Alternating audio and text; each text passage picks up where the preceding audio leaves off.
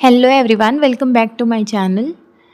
आज हम इंग्लिश की प्रैक्टिस क्वेश्चन सीरीज़ में करने जा रहे हैं टॉपिक वर्ब के क्वेश्चन। तो आइए शुरू करते हैं आज की प्रैक्टिस सीरीज़। और हमारा फर्स्ट क्वेश्चन है, she dash medicine at the moment. आपको क्या बोला जा रहा है? वो मेडिसिन ले रही है। कब ले रही है? At the moment. जब एट द मोमेंट की बात होती है मतलब अभी की बात हो रही है, अभी वो काम ये कर रही है, ठीक है। तो उस कंडीशन में क्या हो जाएगा? प्रेजेंट कंटिन्यूअस टेंस हो जाएगा। प्रेजेंट कंटिन्यूअस में क्या होता है? आईएनजी फॉर्म लगता है। आईएनजी फॉर्म यहाँ पे आपको दो दिख रहे हैं, एक टेकिंग और एक इज टेकिंग। तो शी के साथ आपका कोई हेल्पिंग वर्ब नहीं लगा है, इसलिए टेकिंग जो है वो रॉन्ग हो जाएगा और इज टेकिंग आप वहाँ पे लोगे। तो ऑप्शन नंबर डी इसका करेक्ट आंसर हो जाएगा। अब हम देखते हैं कि कुछ कीवर्ड्स हमको याद रखने हैं जो प्रेजेंट कंटिन्यूअस टेंस में होते हैं। वो कौन कौन से होते हैं? वो होते हैं आपके now, at present, at the moment, now a days, these days. तो ये सब किसका है? प्रेजेंट कंटिन्यूअस का है। और प्रेजेंट कंटिन्यूअस में आप is am are plus i n g form use करते हो। इज जो लगता है वो ही, शी, इट और नेम के साथ लगेगा। एम जो लगेगा वो आई के साथ लगेगा और आर लगेगा यू, वी और दे के साथ, ठीक है। अब हम देखते हैं कि बाकी ऑप्शंस जो दिए थे उसमें से टेक, तो टेक जो है वो आपका कहाँ पे लगता? प्रेजेंट सिंपल में लगता अगर वहाँ पे डज दिया रहता, क्योंकि ही शी के साथ अगर डज रहेगा तो प्रेजेंट सिंपल में first form of verb use होता है। अगर डज नहीं दिया था तो आप टेक्स लेते, अगर वो सिर्फ लिखा रहता शी डैश मेडिसिन, बट वहाँ पे एट द मोमेंट दिया था इसलिए आपने कौन सा फॉर्म लिया? आईएनजी फॉर्म लिया। टेकिंग क्यों नहीं लिया हमने? क्योंकि उसके साथ हेल्पिंग वर्ब नहीं दिया था और नेक्स्ट ऑप्शन में आपका हेल्पिंग वर्ब था।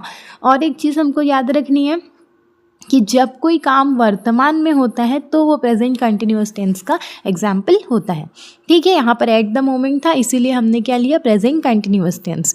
नेक्स्ट क्वेश्चन देखते हैं, it dash for 10 minutes when I reached there. तो ऑप्शन है आपके is raining, has been raining, had been raining या वॉज रेनिंग।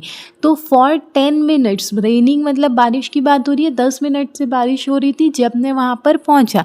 तो इसमें क्या करेक्ट हो जाएगा? Had been raining. आप क्या देख रहे हो? यहाँ पे रीच्ड बोला जा रहा है ना। रीच्ड मतलब क्या होता है? थर्ड फॉर्म ऑफ वर्ड है, तो पास्ट परफेक्ट कंटिन्यूअस है, इसीलिए वहाँ पे हैड बिन रेनिंग पूरी घटना जो बता रही है कि जब मैं वहाँ पहुँचा था 10 मिनट से बारिश हो रही थी, तो ये काम हो चुका है, इसीलिए वहाँ पे हैड लेंगे, ठीक है।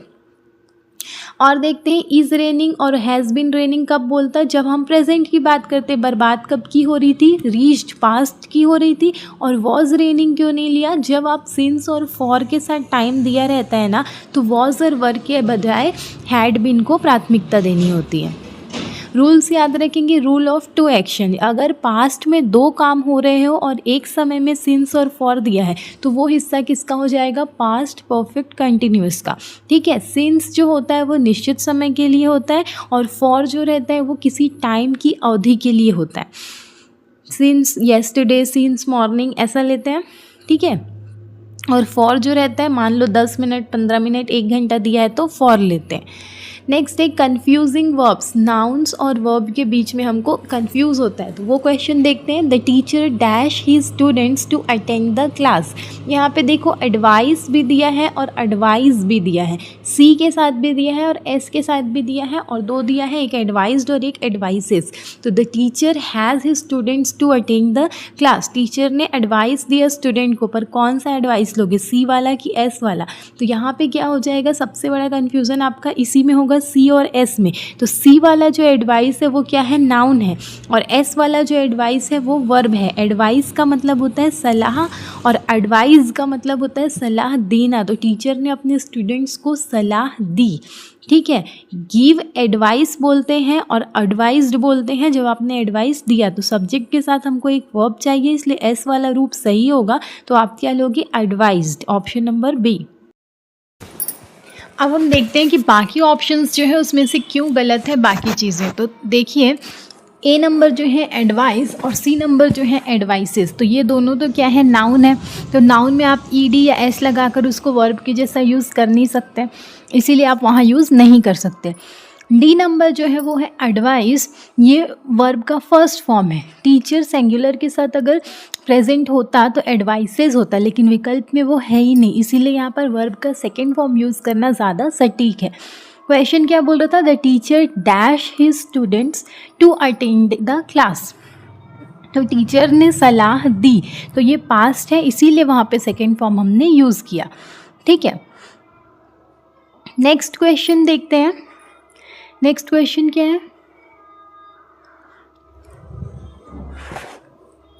ट्रांजिटिव और इनट्रांजिटिव मोस्ट इंपॉर्टेंट क्वेश्चन है। Identify the type of verb in the boy kicked the ball. The boy kicked the ball, तो आपको बताना है ये ट्रांजिटिव है, इनट्रांजिटिव है, ऑक्सिलरी है या नन ऑफ दीज है। तो ट्रांजिटिव वर्ब और इनट्रांजिटिव वर्ब सकर्मक और अकर्मक क्रिया है, या तो फिर ऑक्सिलरी मतलब हेल्पिंग वर्ब है, या नन ऑफ दीज है। तो आपको क्या बताना है वर्ब के बारे में? तो इसमें वर्ब कौन सा है? किक। किक मतलब होता है मारना, जो कि हेल्पिंग वर्ब नहीं है, तो ऑप्शन नंबर डी सी जो है वो रॉन्ग हो जाएगा। अब हम देखते हैं ए बी और डी में से कौन सा है। तो the boy kick the ball, ये क्या है? ट्रांजिटिव वर्ब है। ट्रांजिटिव वर्ब क्या होता है? जिसमें वर्ब जो रहता है अपना अर्थ पूरा करने के लिए ऑब्जेक्ट की ज़रूरत उसको होती है। तो किक द बॉल, बॉल एक ऑब्जेक्ट है। आप क्या पूछोगे? लड़के ने क्या किक किया, तो आपको आंसर मिलता है बॉल। तो जिस क्रिया में व्हाट और हुम मतलब क्या और किसे का उत्तर मिल जाए वो ट्रांजिटिव है, और जिसमें नहीं मिले वो क्या हो जाएगा? इनट्रांजिटिव। इनट्रांजिटिव यहाँ पे हमको अगर द बॉय किक होता तो वो इनट्रांजिटिव होता, पर उसने क्या किक किया? बॉल किक किया, इसीलिए वो ट्रांजिटिव है। ऑक्सिलरी क्या होता है? हेल्पिंग वर्ब होता है। तो किक मेन वर्ब है, हेल्पिंग वर्ब नहीं है, इसीलिए ये भी आंसर नहीं होगा। रूल्स याद रखेंगे कि सब्जेक्ट, वर्ब और ऑब्जेक्ट जब तीनों रहता है तो वो ट्रांजिटिव होता है। सब्जेक्ट और वर्ब होता है पर ऑब्जेक्ट नहीं होता तो वो होता है इनट्रांजिटिव। जैसे ही इज़ स्लीपिंग, तो स्लीपिंग बोल रहे हैं, स्लीपिंग वर्ब है, ही यहाँ पे सब्जेक्ट हो गया, तो वो सो रहा है, लेकिन यहाँ पे हमको ऑब्जेक्ट नहीं दिया है, इसीलिए ये क्या हो जाएगा? इनट्रांजिटिव हो जाएगा। नेक्स्ट है what is the past participle form of the verb right. तो राइट का पास्ट पार्टिसिपल फॉर्म क्या होता है? राइट होगा, रोट होगा, राइटिंग होगा या रिटन होगा। तो पास्ट देख के हमको रोट में टिक नहीं करना है। राइट का जो पास्ट पार्टिसिपल होता है वो होता है option number d, written. Verb का थर्ड फॉर्म ना लिख करके क्या लिखा जाता है? Past participle form. तो पास्ट पार्टिसिपल फॉर्म जो होता है वो होता है वर्ब का थर्ड फॉर्म। ठीक है, यहाँ पे देखिए राइट जो है वो प्रेजेंट फॉर्म है, रोट पास्ट फॉर्म है, और रिटन जो है वो है पास्ट पार्टिसिपल मतलब थर्ड फॉर्म, और राइटिंग जो है वो है प्रेजेंट पार्टिसिपल फॉर्म। बाकी विकल्प गलत क्यों है? तो राइट तो मेन वर्ब है, फर्स्ट फॉर्म है। यहाँ पे हमको सेकंड बोला था, सेकंड नहीं बोला था, पास्ट पार्टिसिपल बोला था, तो पास्ट पार्टिसिपल आपका क्या हो जाएगा? Written third form, wrote second form है जो सिंपल पास्ट है, और राइटिंग जो रहता है वो कंटिन्यूअस के लिए यूज़ होता है जो प्रेजेंट पार्टिसिपल है। रूल्स याद रखने के, पास्ट पार्टिसिपल मतलब वर्ब का थर्ड फॉर्म का यूज़ हमेशा कहाँ करते हैं हम? हमेशा हम परफेक्ट टेंसेस में करते हैं, चाहे वो प्रेजेंट परफेक्ट हो, पास्ट परफेक्ट हो। ठीक है, तो हैज़, हैव, हैड के साथ आप पैसिव वॉइस में यूज़ कर सकते हो। जैसे राइड का रिडन, ड्राइव का ड्रिवन, ये सब क्या होता है? Past participle. नेक्स्ट क्वेश्चन है I dash study English for 5 years। Study, am studying, have been studying या वॉज स्टडिंग। तो यहाँ पे हमको बताना है कि इंग्लिश 5 साल से पढ़ रहा हूँ, तो स्टडी तो होगा नहीं क्योंकि ये 5 साल से उसको करता आ रहा है, तो फर्स्ट वाला तो रॉन्ग हो गया। अब सेकंड, थर्ड और फोर्थ, तो सेकंड वाला कब होता है? जब आप अभी कर रहे हो तो वो सेकंड आ जाएगा एम स्टडिंग, पर यहाँ पे वॉज और हैव बिन में से आना चाहिए। तो वॉज स्टडिंग कब आता? अगर वो अभी बंद कर चुका होता, पर उसने बंद नहीं किया है, वो अभी भी कर रहा है, इसीलिए इसमें क्या आएगा? प्रेजेंट परफेक्ट टेंस, तो हैव बीन स्टडिंग। ठीक है, स्टडी जो रहता है वो आदत बताता है जो समय के टाइम के साथ मेल नहीं खाएगा, और वॉज स्टडिंग जो है वो पास्ट कंटिन्यूअस है, और फॉर के साथ हमेशा हैड बीन होना चाहिए अगर पास्ट की बात होती। रूल्स याद रखेंगे क्या है? Subject plus has, have, been, verb का first form ING, since, for, time, तब जब काम भूतकाल में शुरू हुआ और अभी भी जारी है तो इसको बोला जाता है present perfect continuous. Next question है keep dash don't make a noise. अब हमको बताना है कि यहाँ पे तो आएगा क्वाइट, हमको भी पता है कि शांत रहने बोला जा रहा है, चुप रहो, नॉइस मत करो मतलब शोर मत करो। तो नॉइस शांत रहने के लिए हम कौन सा क्वाइट यूज़ करते हैं? तो थर्ड वाला तो क्विट होता है, जिसका मतलब समाप्त करना, उसको छोड़ दीजिए। फोर्थ भी छोड़ दीजिए। फर्स्ट और सेकंड में से बताएंगे कि keep quiet, quite E T quite होता है या टी ई क्वाइट होता है। ठीक है, तो आइए देखते हैं। कीप क्वाइट में जो होता है QUIET, ठीक है। यहाँ पे स्पेलिंग और मीनिंग के क्वेश्चन में ये क्वेश्चन आता है। QUIET का मतलब होता है शांत, यहाँ शोर मत करो। और QUITE जो होता है वो मतलब होता है काफ़ी, जैसे कि हम बोलते हैं ना, I am quite well, this is quite good, ऐसा। बाकी ऑप्शंस गलत क्यों है? तो QUITE क्वाइट जो है वो है एडवर्ब, शांत रहने की क्रिया नहीं है। ठीक है, और क्विट मतलब तो हम जानते हैं छोड़ना, और क्विटेड जो है वो क्विट की पास्ट फॉर्म है। ET और TE में याद रखना है कि T से पहले E आ रहा है तो इसे साइलेंस है जोड़कर याद रखना है, क्वाइट शांत। और TE आ रहा है तो E लास्ट में है तो वो एंटायरली से जोड़ के याद रखना है। ये छोटी सी ट्रिक है, बाकी कुछ नहीं है।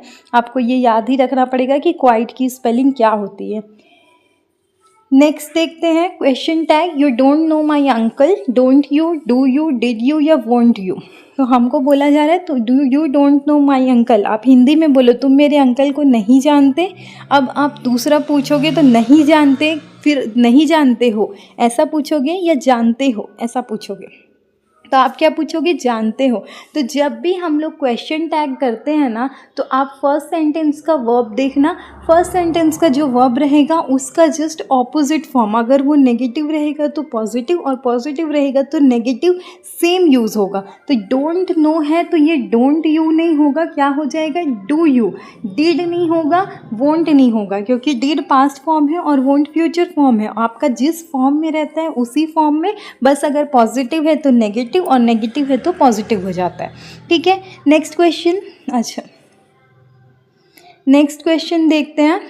रूल्स याद रखेंगे, पॉजिटिव सेंटेंस है तो नेगेटिव टैग हो जाएगा, नेगेटिव सेंटेंस है तो पॉजिटिव टैग हो जाएगा। स्पेशल केस में क्या होता है? आई एम का टैग क्या हो जाता है? आरंट आई हो जाता है। एंट भी बोलते हैं पर कहीं कहीं पर वो आरंट आई हो जाता है। ठीक है, आइडेंटिफाई द वर्ब टाइप, आपको वर्ब का टाइप बताना है। The clock stopped this morning. अब आपको बताना है कि ये ट्रांजिटिव वर्ब है, इनट्रांजिटिव है, मोडाल है या ऑक्सिलरी है। तो यहाँ पे देखिए कि ट्रांजिटिव वर्ब की डेफिनेशन हमने क्या देखी थी? हमने देखी थी कि अगर हमको व्हाट या होम का आंसर मिलता है तो हमको पता चलेगा कि वो ट्रांजिटिव वर्ब है। तो यहाँ पे बोला जा रहा है घड़ी रुकी आज सुबह, व्हेन का आंसर मिल रहा है, पर व्हाट या होम का मिल रहा है क्या? नहीं। तो ये क्या हो जाएगा? Intransitive verb. ठीक है, घड़ी रुक गई है। अगर हम पूछेंगे तो कि घड़ी क्या रुकी, घड़ी तो सब्जेक्ट है ना यहाँ पे, तो रुकी के बाद भी आपको ऑब्जेक्ट मिलना चाहिए। दिस मॉर्निंग ऑब्जेक्ट नहीं है, वो क्या है? टाइम है। ठीक है, इसीलिए इसको बोला जाएगा इनट्रांजिटिव। नेक्स्ट है Bablu wrote a letter to me, in this sentence wrote is. Bablu ने लिखा, क्या लिखा? लेटर लिखा। तो आपको बताना है कि रोट मतलब जो वर्ब है वो कैसा वर्ब है? ट्रांजिटिव है, इनट्रांजिटिव है, प्रीपोजिशनल है या नन ऑफ दीज है। तो ये सब क्वेश्चन में ये लोग जो है वो प्रीपोजिशनल जो है वो कोई मतलब का नहीं है। ट्रांजिटिव और इनट्रांजिटिव में आपको बताना है। तो आप पूछो कि बबलू ने लिखा, क्या लिखा? पत्र लिखा। क्या का आंसर मिल रहा है आपको? ठीक है, और होम का भी आंसर मिल रहा है। किसे लिखा? मुझे लिखा। तो जब हमको आंसर्स क्या और किसे का मिल जाता है तो वो कौन सा वर्ब हो जाता है? Transitive verb. तो ऑप्शन नंबर 20 का आंसर हो जाएगा। ठीक है, इसमें देखेंगे आपको क्या का भी आंसर मिल रहा है, किसे का भी आंसर मिल रहा है। तो ऐसी क्रियाएं जो रहती है वो दो ऑब्जेक्ट लेती है, इनको बोला जाता है ट्राई ट्रांजिटिव वर्ब, जो कि मूल रूप से ट्रांजिटिव का ही एक प्रकार है। ठीक है, रूल्स याद रखना है कि आपको ढूंढना है व्हाट और हुम का आंसर, अगर मिल जाए तो ट्रांजिटिव, नहीं मिले तो इनट्रांजिटिव। ट्रांजिटिव वर्ब और इनट्रांजिटिव वर्ब तो हमने आपको अच्छे से डिफाइन कर दिया है। नेक्स्ट है विशेषता ट्रांजिटिव वर्ब इनट्रांजिटिव वर्ब के बारे में। तो ऑब्जेक्ट ट्रांजिटिव वर्ब में जो है वो कर्म अनिवार्य है, आवश्यकता नहीं है इंट्रांजिटिव वर्ब में कम की। एक्शन का जो होता है फ्लो सब्जेक्ट से ऑब्जेक्ट की ओर होता है और इंट्रांजिटिव में सिर्फ सब्जेक्ट तक रहता है। पैसिव वॉइस जो है ट्रांजिटिव वर्ब का आप पैसिव वॉइस बना सकते हो पर इंट्रांजिटिव का नहीं बना सकते। और मेनली आपको सवाल याद रखना है कि ट्रांजिटिव वर्ब में जो आपको सवाल मिलेंगे क्या और किसे का आंसर मिलेगा, और इंट्रांजिटिव में जो रहेगा आपको कहाँ और कब का आंसर मिलेगा। ठीक है, नेक्स्ट क्वेश्चन है he dash ill since last week. वो बीमार है कब से? लास्ट वीक से। तो हमने बोला था ना जब भी आपका टाइम फॉर्मेट आ जाता है तो वो किस में हो जाता है? परफेक्ट में आ जाता है। अब परफेक्ट में कौन सा परफेक्ट है? प्रेजेंट परफेक्ट है या पास्ट परफेक्ट है? तो यहाँ हमको ये तो नहीं बताया है कि वो अब बीमारी से ठीक हो चुका है, तो इसीलिए ये क्या हो जाएगा? प्रेजेंट परफेक्ट हो जाएगा। He has been ill since last week. ठीक है, यहाँ बीमार एक अवस्था है, सिंस लगा हुआ, जब भी सिंस और फॉर लग गया मतलब वो किस में आ जाएगा? आपका परफेक्ट में आ जाएगा। ठीक है, नेक्स्ट है इज़ क्यों नहीं रहेगा? क्योंकि इज़ जो बताता है वो अभी के टाइम को बताता है और वॉज जो रहता है वो पास्ट के टाइम को बताता है। नेक्स्ट क्वेश्चन है many trees dash in the forest last night. अब आपको बताना है कि ये क्या होगा। यहाँ पर एक नया चीज़ देखेंगे, फॉल और फेल के बीच का अंतर। ठीक है, तो many trees fall in the forest last night, fail, fallen या फॉल्ड। तो फॉल और फेल कहाँ यूज़ होता है? फॉल मतलब गिरना होता है, जो चीज़ गिर गई, और फेल का मतलब होता है जो गिराई गई। तो पेड़, बहुत सारे पेड़ एक साथ तो नहीं गिरेंगे, क्या होगा? गिराए जाएंगे। इसीलिए ऑप्शन नंबर बी जो रहेगा वो करेक्ट आंसर हो जाएगा। Many trees fail last night.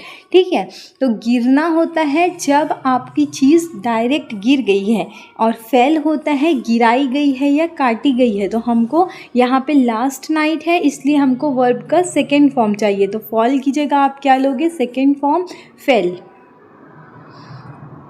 बाकी विकल्प क्यों नहीं है? तो फॉल जो है वो प्रेजेंट है, फॉलन जो है वो वर्ब का थर्ड फॉर्म है जो हेल्पिंग वर्ब के बिना नहीं आएगा, और फॉल्ड ऐसा कुछ होता ही नहीं है, फेल होता है सेकेंड फॉर्म। ठीक है, नेक्स्ट क्वेश्चन है conditional sentence. If he dash here I will help him. ठीक है, यहाँ पे बोला जा रहा है if he dash here I will help him. तो हमको बोल रहे हैं कि वो आया तो मैं उसकी हेल्प करूँगा। जब भी इस टाइप का सेंटेंस आए ना जहाँ पे दो सेंटेंस हो और एक फ्यूचर में हो, तो पहला वाला जो रहता है वो प्रेजेंट सिंपल में होता है। ठीक है, अब ही के साथ प्रेजेंट सिंपल कौन सा है? ए नंबर या बी नंबर है? तो ही के साथ अगर डज रहता है तो आप कम लेते, लेकिन डज नहीं है इसीलिए आप क्या लोगे? कम्स लोगे। तो ऑप्शन नंबर बी इसका करेक्ट आंसर हो जाएगा। इफ़ वाले क्लॉज में कभी भी विल शैल का प्रयोग नहीं होता है। ठीक है, अगर main clause future will help में है तो इफ़ वाला हिस्सा सिंपल प्रेजेंट टेंस में होगा और ही के साथ कम्स लगेगा। ठीक है, एक ही वाक्य में हम दो बार यूज़ नहीं कर सकते विल का। हम ये नहीं बोल सकते कि if he will come here I will help him, नहीं। इफ़ ही कम्स हियर, अगर वो आता है आई विल हेल्प हिम, मैं उसकी हेल्प करूँगा। ठीक है, नेक्स्ट है identify the verb in the police blue the whistle. Police ने विसल ब्लू की, ब्लू आपका वर्ब हो गया। ठीक है, क्या ब्लू किया? विसल किया। आपको क्या का आंसर मिल गया। तो ये ट्रांजिटिव होगा या इंट्रांजिटिव होगा? ट्रांजिटिव होगा, तो ऑप्शन नंबर ए आपका करेक्ट आंसर हो जाएगा। ठीक है, जब भी आपको क्या और किसी का आंसर मिल जाता है तो आपको क्या देना है? उसको ट्रांजिटिव वर्ब देना है। फ्रेजल वर्ब क्या होता है? ब्लो के साथ अगर अप होता या आउट होता, जैसे प्रेपोजिशन लगाकर अर्थ बदलते हैं, वो होता है फ्रेजल वर्ब। तो यहाँ ऐसा नहीं है इसीलिए ये फ्रेजल वर्ब नहीं है। नेचुरल एक्शंस बतानी है। The sun rises in the east, in this sentence rises is. अब बोल रहा है सूरज पूर्व दिशा में उगता है, तो आपको यहाँ पे बताना है कि राइजेज जो है वो क्या है? ट्रांजिटिव वर्ब है, इंट्रांजिटिव वर्ब है, डाई ट्रांजिटिव है या मोडाल है? तो यहाँ पे देखिए आपको क्या और किसी का आंसर मिल रहा है क्या? द सन से आप क्या मत बोलिएगा कि सूरज उगता है। सूरज जो है वो यहाँ पे सब्जेक्ट है। ठीक है, इन द ईस्ट पूर्व दिशा में उगता है, कहाँ का आंसर मिल रहा है? पर क्या का आंसर नहीं मिल रहा है। आपको वर्ब के बाद क्या का आंसर मिलना चाहिए, वर्ब के पहले नहीं, सब्जेक्ट नहीं, ऑब्जेक्ट में मिलना चाहिए। और इन द ईस्ट जो है वो आपको डायरेक्शन बता रहा है, वो ऑब्जेक्ट नहीं है। ठीक है, इसीलिए ये क्या हो जाएगा? ये क्या हो जाएगा? इंट्रांजिटिव हो जाएगा। तो ऑप्शन नंबर 20 का करेक्ट आंसर हो जाएगा। ठीक है, रूल्स याद रखेंगे। वेयर, व्हेन और हाउ का जो उत्तर दे वो एडवर्ब होते हैं, ऑब्जेक्ट नहीं होते हैं। राइज मतलब उगना है तो वो इंट्रांजिटिव है, और वही रेज जो है वो ट्रांजिटिव है। ठीक है, नेक्स्ट क्वेश्चन है I dash him for a long time. तो I am knowing, know, have known या हैव बिन नोइंग। तो मैं उसे बहुत लंबे समय से जानता हूँ, तो इसमें एम नोइंग आएगा, नो तो आ नहीं सकता क्योंकि I know him for a long time. ठीक है, ये नो तो आ नहीं सकता आपका, क्योंकि नो क्या है, वो एक स्टेटिव वर्ब है जो मानसिक अवस्था बताती है, शारीरिक क्रिया नहीं। स्टेटिव वर्ब में क्या आता है, know, believe, love, hate, understand, तो ये सब में आईएनजी का प्रयोग नहीं होगा। इसलिए कंटिन्यूअस की जगह पे हम किसका यूज़ करेंगे, प्रेजेंट परफेक्ट टेंस का verb third form have known. ठीक है, टफ लेवल कॉन्सेप्ट है ये कि फॉर अ लॉन्ग टाइम समय दिया है, तो जब भी हमको ऐसा दिया रहता है ना समय के बारे में, तो हम वहाँ पे परफेक्ट कंटिन्यूअस ले लेते हैं। बाकी विकल्प गलत क्यों है, तो ए और डी जो है वो नोइंग है, तो व्याकरण की दृष्टि से क्रिया के रूप में गलत है, और नो जो है वो वर्तमान की जानकारी दे रहा है, यहाँ पर फॉर के साथ दिया हुआ है, इसीलिए वो नहीं होगा। ठीक है, नेक्स्ट क्वेश्चन है she gave me a chocolate, identify the indirect object. अब यहाँ पर देखिए आपको क्वेश्चन दिया है she gave me a chocolate, तो यहाँ पे शी तो हो जाएगा सब्जेक्ट, गेव हो जाएगा वर्ब। यहाँ पे दो ऑब्जेक्ट है, मी है और चॉकलेट है। ठीक है, तो उसने मुझे एक चॉकलेट दिया, तो यहाँ पे जब हमको दो ऑब्जेक्ट्स रहते हैं ना, तो उस कंडीशन में दो ऑब्जेक्ट में एक डायरेक्ट होता है और एक इनडायरेक्ट होता है। मोस्टली अगर आपको सिंपली याद रखना है तो जो निर्जीव चीज़ रहती है वो होती है इन डायरेक्ट ऑब्जेक्ट, और जो सजीव होता है वो होता है इनडायरेक्ट ऑब्जेक्ट। और दूसरा हम रूल से देखेंगे तो अगर आपको जो आंसर देता है क्या का, व्हाट का, तो वो हो जाता है डायरेक्ट ऑब्जेक्ट, और जो आंसर देता है whom का वो हो जाता है इनडायरेक्ट। तो यहाँ पे व्हाट का आंसर क्या दे रहा है, क्या दिया, चॉकलेट दिया, तो चॉकलेट क्या हो जाएगा, डायरेक्ट ऑब्जेक्ट हो जाएगा, और किसे दिया, मुझे दिया, तो मी हो जाएगा इनडायरेक्ट। इसलिए इस कंडीशन में ऑप्शन नंबर सी जो रहेगा वो आपका करेक्ट आंसर हो जाएगा। ठीक है, तो ऑप्शन नंबर सी को हम ले लेंगे करेक्ट आंसर। देखते हैं क्या बोला जा रहा है, तो मी करेक्ट आंसर हो जाएगा, डायरेक्ट ऑब्जेक्ट जो व्हाट का आंसर दे, और इनडायरेक्ट ऑब्जेक्ट जो whom का आंसर दे। अक्सर सजीव चीज़ें इनडायरेक्ट और निर्जीव चीज़ें क्या हो जाती हैं, डायरेक्ट ऑब्जेक्ट। रूल्स हमको याद रखना है कि सब्जेक्ट प्लस वर्ब, पहले इनडायरेक्ट ऑब्जेक्ट आता है और फिर डायरेक्ट ऑब्जेक्ट आता है। ठीक है, नेक्स्ट देखते हैं reflexive pronoun, the boy hurt himself. यहाँ हर्ट हो जा रहा है, हर्ट क्या है, ट्रांजिटिव वर्ब है, इनट्रांजिटिव वर्ब है, ऑक्सिलरी है, या नन ऑफ दीस है। तो ऑक्सिलरी वर्ब क्या होता है, जो हेल्पिंग वर्ब होता है, इज एम आर है क्या, नहीं है, कट कर दो। अब ट्रांजिटिव और इनट्रांजिटिव में से देखते हैं, तो ट्रांजिटिव में मैंने आपको क्या बताया था, अगर वो क्या का आंसर दे, ठीक है, और किसी का आंसर दे तो वो ट्रांजिटिव है, और अगर नहीं दे तो वो हो जाएगा इनट्रांजिटिव। तो क्या यहाँ पर क्या और किसी का आंसर मिल रहा है, बॉय तो सब्जेक्ट है, हर्ट हो गया वर्ब, किसको हर्ट कर रहा है, हिमसेल्फ, खुद को हर्ट कर रहा है, तो किसी का आंसर मिल रहा है ना, तो ये क्या हो जाएगा, option number A transitive verb. ठीक है, तो नेक्स्ट क्वेश्चन है स्टेटिव वर्ब्स का क्वेश्चन है, identify the correct sentence. I am knowing him for 2 years, I know him for 2 years, I have been knowing him for 2 years, या I have known him for 2 years। तो यहाँ पे आपने सबसे पहले क्या ध्यान देना है कि यहाँ पे क्या है, सारे सेंटेंस में फॉर है, तो जब भी सिंस या फॉर रहता है मतलब वो कौन से सेंटेंस में जाता है, परफेक्ट टेंस में जाता है। तो हम जो परफेक्ट टेंस वाला नहीं है उसको कट कर देते हैं, तो एम वाला हटा दो और आई नो हिम वाला भी हटा दो, तो क्या हो जाएगा आपका, ये दो ऑप्शंस बचेंगे। आपको फैक्ट्स याद रखने हैं, उससे आपका आंसर इजीली बनेगा। तो शुरू के दो आंसर्स कट हो गए, अब सी और डी में से देखेंगे, तो सी में हमको क्या बोला है, I have been knowing him for 2 years। तो इसीलिए हम लोग क्या देखेंगे, I have been knowing him या आई हैव नोन हिम। तो होना तो चाहिए, जब हम फॉर वाला लेते हैं तो प्रेजेंट परफेक्ट कंटिन्यूअस में होना चाहिए, प्रेजेंट परफेक्ट में होना चाहिए। आप लेकिन ये देखो कि नोइंग दिया है, नो जो है वो जो फॉर्म है वो आपका क्या है, कंडीशन है। हमने आपको बताया था ना कि जब स्टेटिव वर्ब में हो और शारीरिक क्रिया को दर्शाता है तो उसमें हम लोग आईएनजी लगाते हैं, मानसिक अवस्था में नहीं लगाते। Love, hate, know, believe, understand, suppose, ये सब जो है मानसिक अवस्था है। तो मानसिक अवस्था में आपका आईएनजी नहीं लगेगा, और आईएनजी नहीं लगेगा इसीलिए हम लोग क्या करेंगे, जो नोइंग वाला सेंटेंस है इसको नहीं लेंगे, और हमारा ये हो जाएगा D number, I have known him for 2 years, ये हमारा करेक्ट हो जाएगा। ठीक है। नो एक स्टैटिक वर्ब है, शारीरिक क्रिया को नहीं बल्कि मानसिक अवस्था को दर्शाता है, और कभी भी मानसिक अवस्था में आपका आईएनजी का प्रयोग नहीं करेंगे कंटिन्यूअस टेंस में। चूँकि वाक्य में फॉर के साथ समय दिया है इसलिए यहाँ प्रेजेंट परफेक्ट कंटिन्यूअस होना चाहिए था, लेकिन नोइंग होने के कारण हम इसको प्रेजेंट परफेक्ट टेंस में लेंगे। ठीक है, अब आगे जाएंगे। नेक्स्ट क्वेश्चन है, they dash a new house last year. उन्होंने न्यू हाउस लाया लास्ट ईयर। तो यहाँ पे आपको बताना है कि ब्रिंग होगा, ब्रॉट होगा, बॉट होगा या बॉटिन होगा। तो बॉटिन जैसा कोई वर्ड तो होता नहीं है, तो इसको आपने कट करना है। आपने देखना है ब्रिंग, ब्रॉट और बॉट में। तो ब्रिंग्ड भी कोई वर्ड नहीं होता है, ब्रिंग का सेकंड फॉर्म होता है ब्रॉट।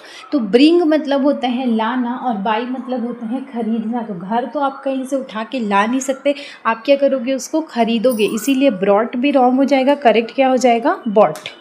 आगे बढ़ते हैं नेक्स्ट क्वेश्चन की तरफ। नेक्स्ट क्वेश्चन है, literature dash always been my favourite subject. तो literature always been my favourite subject, literature हमेशा से मेरा फेवरेट सब्जेक्ट रहा है। तो रहा है बोलना है, उसके लिए क्या हम हैव लगाएंगे, हैज़ लगाएंगे, इज़ लगाएंगे या आर लगाएंगे। तो इसका करेक्ट आंसर हो जाएगा हैज़। यहाँ आप देख रहे हैं कि बीन है, तो बीन के साथ क्या लगना चाहिए, थर्ड फॉर्म लगना चाहिए। थर्ड फॉर्म क्या रहेगा, हैज़, हैव या हैड लगेगा। लिटरेचर एक सब्जेक्ट का नाम है जो अनकाउंटेबल नाउन है, तो हमेशा क्या माना जाता है, सिंगल। तो सिंगुलर के साथ कभी भी हैव नहीं लगता, इसीलिए यहाँ पे क्या लगेगा, हैज़ लगेगा। ठीक है। हैव जो रहता है वो प्लूरल्स के साथ लगता है।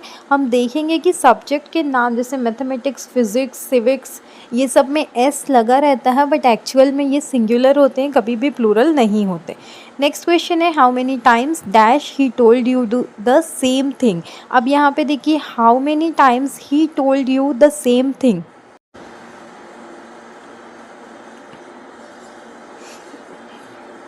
ऐसा दिया हुआ है, तो he told you the same thing. अब हम देखते हैं, टोल्ड दिया है, टोल्ड जो रहता है वो थर्ड फॉर्म होता है टेल का।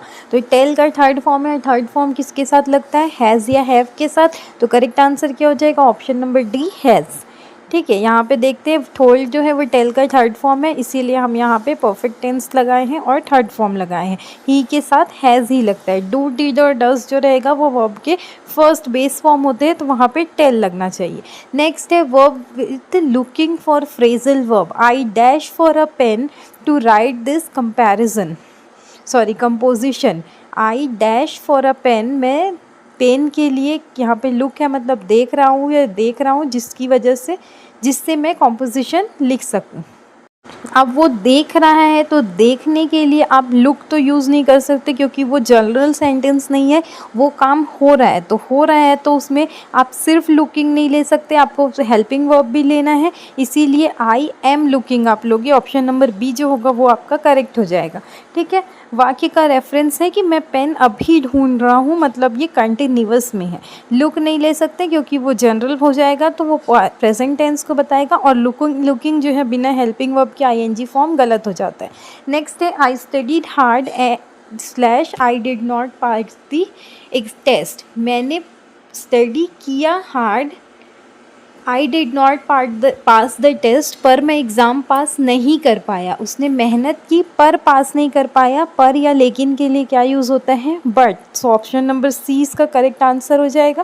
पहला हिस्सा सकारात्मक है, दूसरा हिस्सा नकारात्मक है। तो व्याकरण का नियम है, जब दो विपरीत अर्थ वाले वाक्य को जोड़ना होता है तो वहाँ पे बट का प्रयोग किया जाता है। नेक्स्ट क्वेश्चन, एंड क्यों नहीं है, क्योंकि समान विचार वाले वाक्य को जोड़ने के लिए यूज़ होता है। सो जो है वो रिजल्ट के लिए, और फॉर जो है वो रीज़न बताने के लिए। नेक्स्ट क्वेश्चन है, past perfect sequence of actions. I had left the house / my husband came. तो मैंने घर तब छोड़ा जब मेरे हस्बैंड घर आए। ठीक है, तो यहाँ पे after my husband came, before मतलब पहले, व्हेन मतलब जब, और वाइल मतलब होता है जब तक, तो यहाँ पे हम हैड लेफ्ट मतलब काम हो चुका है, तो काम हो चुका है, मैंने घर तब छोड़ा था जब मेरे हस्बैंड घर आए, तो यहाँ पे क्या हो जाएगा, दूसरा जो रहेगा वो बिफ़ोर लगेगा, बिफ़ोर माई हस्बैंड केम, मेरे हस्बैंड आए थे उससे पहले मैं घर से जा चुकी थी। जब भूतकाल में दो काम होते हैं तो पहला पास्ट परफेक्ट में होता है और दूसरा जो रहता है वो किस में रहता है, सिंपल में रहता है, ठीक है, इसीलिए वो केम था। आफ्टर के साथ संरचना उल्टी हो जाती, ठीक है, और वाइल जो रहता है वो कब होता है, जब आपका काम कंटिन्यूअस में हो। नेक्स्ट क्वेश्चन है the wood cutter dash the tree in the forest. अब यहाँ पे ऑप्शन है फॉल, फेल, फेल्ड और फॉलन। तो यहाँ पे हमको बोला जा रहा है कि वुड कटर लकड़हारे ने पेड़ को क्या होगा, पेड़ खुद से गिरेगा तो फॉल होता, और यहाँ पे क्या हो रहा है, पेड़ को काटा गया है, जब काट के गिराते हैं तो वो फेल होता है। अक्सर यहाँ पे गलती क्या हो जाती है कि हम फेल लिख देते हैं, पर फेल नहीं है, ये काम हो चुका है, गिरा दिया है ना उसने, जब गिरा दिया है तो फेल का सेकेंड फॉर्म होगा the wood cutter felled the tree in the forest. Option number C इसका करेक्ट आंसर हो जाएगा। फॉल मतलब गिरना होता है, फेल मतलब गिराना होता है। क्योंकि यहाँ पे लकड़हारा पेड़ को गिरा रहा है इसलिए यहाँ पास्ट फॉर्म क्या हो जाएगा, फेल्ड हो जाएगा। फेल क्यों नहीं होगा, फॉल की पास्ट फॉर्म फेल है और यहाँ लकड़हारा गिरा नहीं रहा है बल्कि काट कर गिरा रहा है, तो बिना सहायक क्रिया के आप वहाँ पे फेलन फॉलन नहीं यूज़ कर सकते, और फेल जो है वो गिराया नहीं है, वो काट के गिरा रहा है, इसलिए फेल्ड लेंगे। नेक्स्ट क्वेश्चन है the government must dash the new policies to dash the economic crisis. Government को क्या करना चाहिए, प्रैक्टिस करना चाहिए। अब देखो यहाँ पे प्रैक्टिस की दो स्पेलिंग दी गई है, इफ़ेक्ट और एक अफेक्ट दिया गया है, तो यहाँ पर क्या आएगा, तो यहाँ पर क्या हो जाएगा, गवर्नमेंट को मस्ट क्या करना चाहिए, प्रैक्टिस करना चाहिए, तो प्रैक्टिस जो रहता है वो एस वाला होता है, तो PRACTISE प्रैक्टिस हो जाएगा। Government must practise the new policies to dash the economic crisis. क्या करने के लिए, इकोनॉमिक क्राइसिस पर प्रभाव डालने के लिए, तो जब पर प्रभाव डालना है तो वहाँ पे इफ़ेक्ट हो जाएगा, ठीक है, तो यहाँ पे प्रैक्टिस एस वाला हो जाएगा। देखते हैं ब्रिटिश इंग्लिश में प्रैक्टिस और प्रैक्टिस में सी वाला जो प्रैक्टिस है वो नाउन है और एस वाला जो प्रैक्टिस है और वर्ब है, तो मस्ट के बाद क्या आना चाहिए, एस वर्ब आना चाहिए, इसीलिए वहाँ पे हम लोग नाउन आना चाहिए, इसलिए वहाँ पे हम लोग एस वाला लेंगे। और अफेक्ट और इफ़ेक्ट में क्या होता है, अफेक्ट का मतलब होता है प्रभाव डालना और इफ़ेक्ट का मतलब होता है प्रभाव, ठीक है, तो अफेक्ट वर्ब है और इफ़ेक्ट क्या है, नाउन है। तो एक विशेष नियम है, इफ़ेक्ट जब क्रिया के रूप में होता है तो इसका अर्थ होता है चीज़ों को लागू करना, इसलिए यहाँ नीतियों को लागू करने की बात है, तो यहाँ पे क्या आ जाएगा, इफ़ेक्ट आ जाएगा। तो गवर्नमेंट मस्ट प्रैक्टिस एस वाला और the new policies to effect the economic crisis. Option number C इसका करेक्ट आंसर हो जाएगा। सी वाला प्रैक्टिस क्यों नहीं हुआ, क्योंकि मस्ट के बाद आपका नाउन नहीं आ सकता और अफेक्ट का अर्थ प्रभाव डालना होता है, नीतियों को लागू करने के लिए क्या यूज़ होता है, इफेक्ट का यूज़ होता है। Stative verbs with action meanings, identify the grammatically correct sentence. आपको ग्रामेटिकली करेक्ट सेंटेंस देखना है। I am having a large house in the suburbs, I am having a great time at the party, I am having 5 years of experience in teaching. अब आपको बताना है कि ए और B दोनों करेक्ट है या तो फिर तीनों में से कोई एक करेक्ट है, ये आपको बताना है। तो यहाँ पे हम देखते हैं कि I am having a large house in the suburbs, I am having a great time. तो हैव का उपयोग जब आप किसी फीलिंग के लिए करते हो तब आप उसमें ING फॉर्म यूज़ कर सकते हो, इसीलिए जो बी नंबर ऑप्शन है I am having a great time at the party ये करेक्ट हो जाएगा। और बाकी दोनों में क्या है, मालिकाना हक हो तो वहाँ पे ING आप नहीं लगा सकते, इसीलिए ए और सी आपका रॉन्ग हो जाएगा। घर का मालिक होना एक स्थिर अवस्था है, इसीलिए वो आई हैव अ हाउस होगा, आई एम हैविंग नहीं होगा, पर फीलिंग के लिए वहाँ पे आप यूज़ कर सकते हो, ठीक है। और यहाँ हम क्या बोल रहे हैं, I have 5 years of experience, तो एक्सपीरियंस के लिए बात कर रहे हैं, तो यहाँ पर हैव 5 years होगा, आई एम हैविंग नहीं होगा।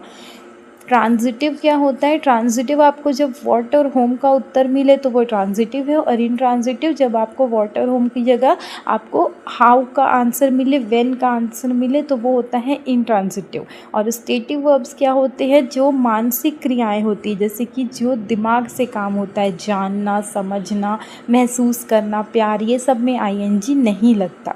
ठीक है। टेंस का रूल्स है सिंस और फॉर के साथ हमेशा परफेक्ट या परफेक्ट कंटिन्यूअस टेंस लगाना है।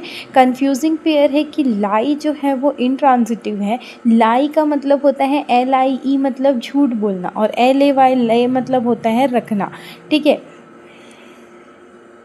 तो ये था हमारा आज का वीडियो। आई होप ये वीडियो आपके लिए हेल्पफुल हो। ऐसे ही वीडियो के लिए हमारे चैनल के साथ जुड़े रहिए। वीडियो को लाइक कीजिए, चैनल को सब्सक्राइब कीजिए। कोई भी क्वेरी और सजेशन हो so you can write in the comment section. Thank you. Have a nice day.